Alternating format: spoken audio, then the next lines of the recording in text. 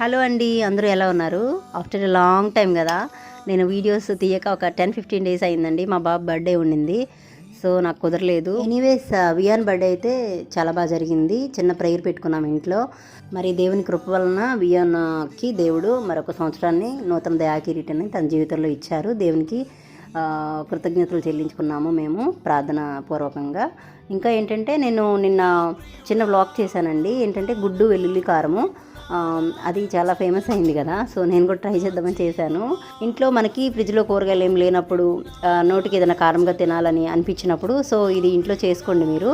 చాలా ఎమ్మిగా ఉంది, చాలా టేస్ట్గా ఉంది. ఇప్పుడు గుడ్డు వెల్లుల్లి కారం ప్రాసెస్ చూద్దామండి.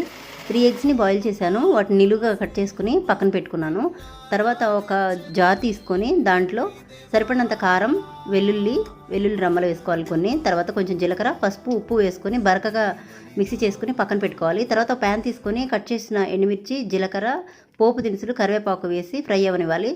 తర్వాత అంతకన్నా ముందు మనము ఆనియన్స్ని సన్నగా కట్ చేసుకుని పక్కన పెట్టుకోవాలి. ఆనియన్స్ని ఈ పోపులో వేసేసుకోవడమేనండి. ఈ ఆనియన్స్ని బాగా ఫ్రై అవ్వడానికి సాల్ట్ వేశాను.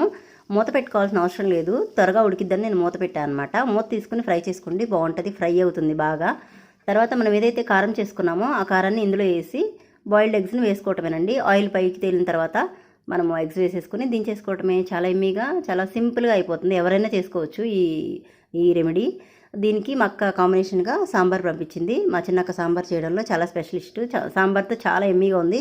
మీరు పప్పు సాంబార్ వాటితో కాంబినేషన్లో కూడా తినొచ్చు. వెల్లుల్లి గుడ్డి కారం. ఓకేనా? Thank you. ఛానల్ లైక్ చేయండి, షేర్ చేయండి.